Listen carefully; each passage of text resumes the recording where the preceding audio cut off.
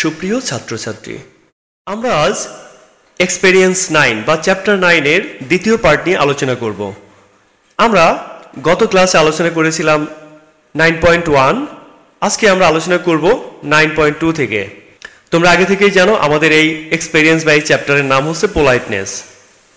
দেখো 9.2 তে বলেছে রিড দ্য কনভারসেশন। এই কনভারসেশনটি, কথোপকথনটি পড়ো। আমরা এই কথোপকথনের ভিতরে ক্যান, কুড এবং মের ব্যবহার দেখব। পোলাইট রিকোয়েস্ট বা ভদ্রভাবে অনুরোধ করতে আমরা ক্যান, কুড এবং মে ব্যবহার করে থাকি। Suppose a student is seeking help from a teacher and the conversation is like. ধরো একজন ছাত্র, একজন শিক্ষার্থী, সে তার শিক্ষকের কাছ থেকে সাহায্য চাচ্ছে এবং এই কথোপকথনটি নিচের মতো। Student: may I come in sir? Sir অথবা জনাব, আমি কি ভিতরে আসতে পারি?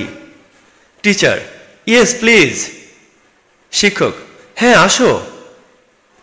Student: sir, I didn't understand this topic. আমি এই বিষয়টা বুঝতে পারি নাই। Could you please explain this again sir? Sir বা জনাব, আপনি কি আবারও এই বিষয়টা আমাকে ব্যাখ্যা করে বলবেন? Teacher: sure, I will. হ্যাঁ অবশ্যই আমি তোমাকে এটা বলবো। But before I explain you should read chapter 2 from this book. কিন্তু আমি তোমাকে ব্যাখ্যা করে বলার পূর্বে এই বইয়ের চ্যাপ্টার 2 তোমাকে ভালো করে পড়তে হবে। Student: I don't have this book. আমার এই বইটা নেই।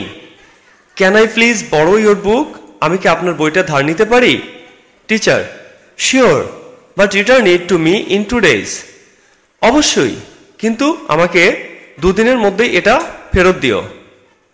Read attentively or you will fail to understand the topic. ভালোভাবে পড়ো, তা না হলে এই বিষয়টা ভালো করে বুঝতে পারবে না। Student: I will sir. ছাত্র: স্যার আমি অবশ্যই পড়ব। Thank you so much. আপনাকে অনেক ধন্যবাদ। Teacher: welcome. শিক্ষক: স্বাগতম। আমরা দেখলাম এই কথোপকথনের মধ্যে ক্যান, কুড, মে এগুলোর ব্যবহার করা হয়েছে ভদ্র বা পোলাইট রিকোয়েস্ট তৈরি করতে।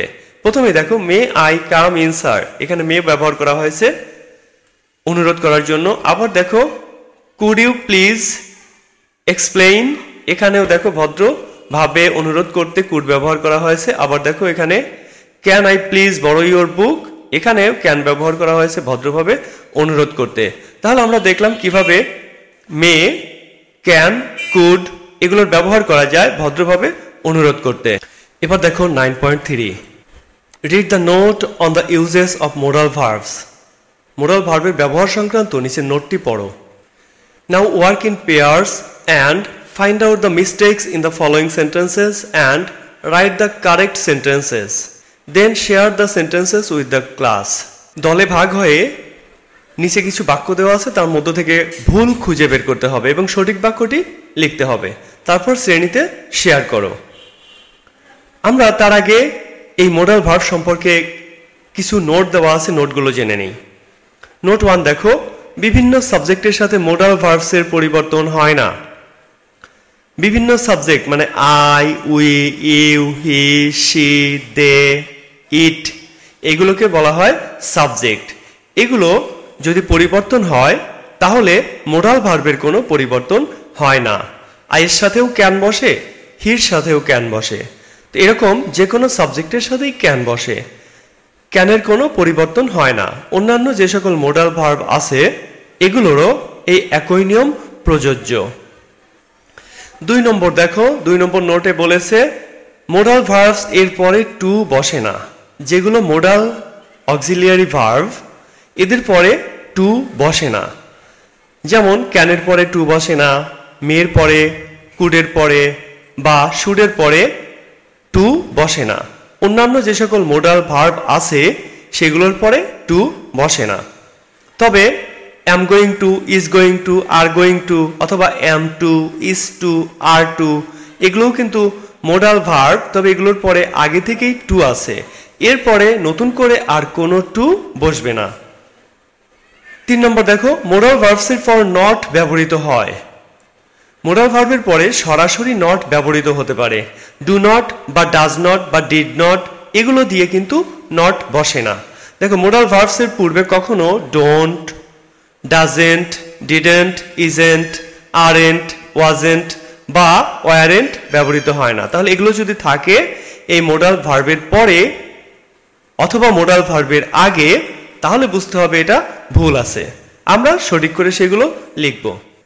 এবার এই মোডাল ভার্বগুলো দিয়ে আমরা একটা কথোপকথন পড়ব যেখানে এইগুলোর সঠিক ব্যবহার দেওয়া আছে।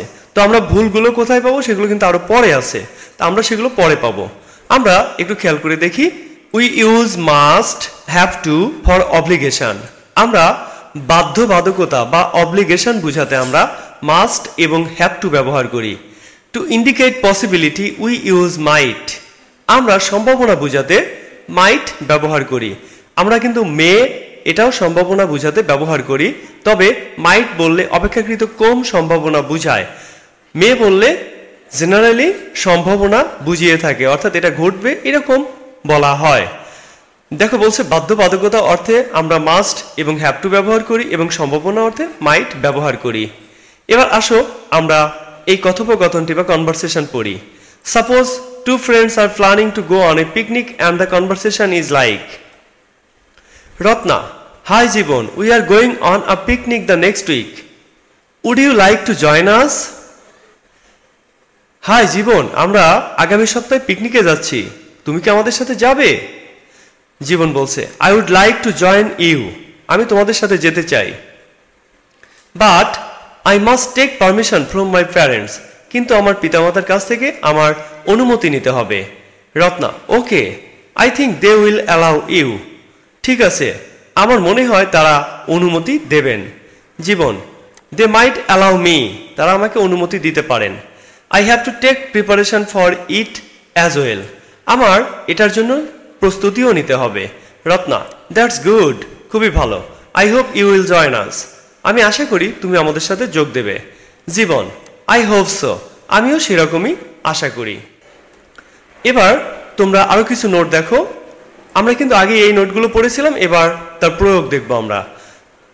Modal verb do not change form with different subjects. বিভিন্ন সাবজেক্টের সাথে মোডাল ভার্বের পরিবর্তন হয় না, যেটা আমরা আগেই পড়েছিলাম।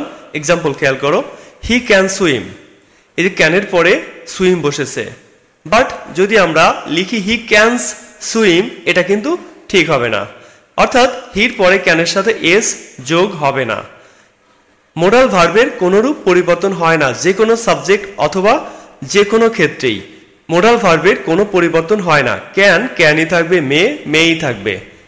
2 নম্বর দেখো, use a base form of verb after a modal.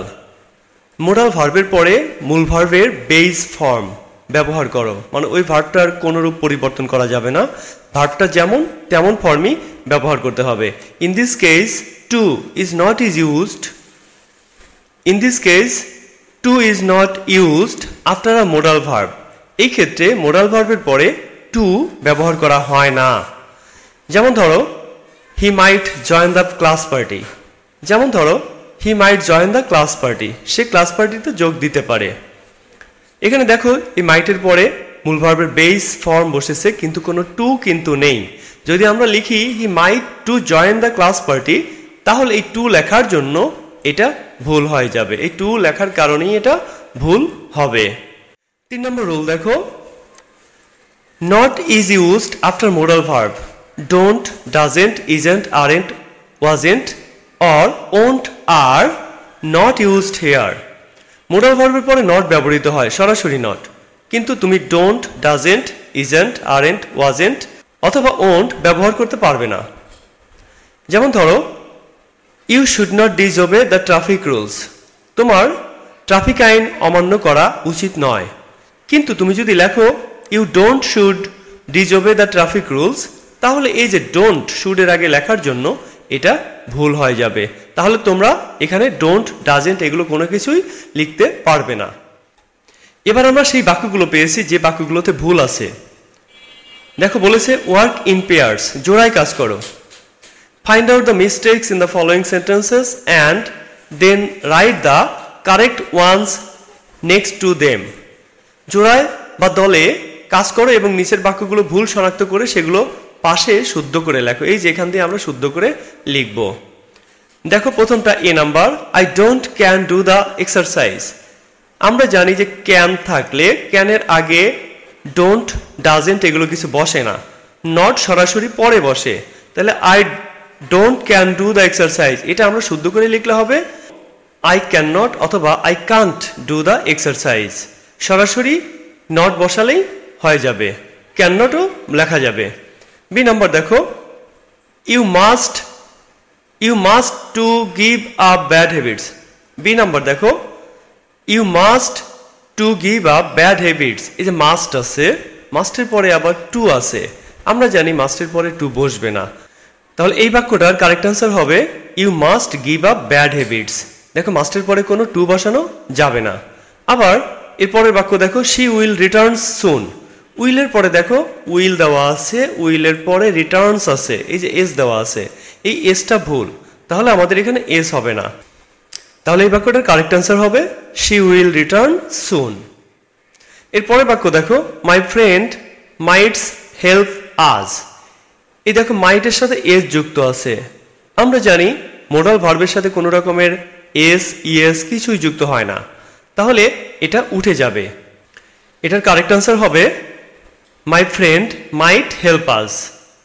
এবার এর পরের বাক্য দেখো E number, my grandma can to stay with আস। এই ক্যান দেওয়া আছে, ক্যানের পরে আবার টু আছে, আমরা জানি এই টুটাই ভুল, তাহলে কারেক্ট আনসারে টু থাকবে না।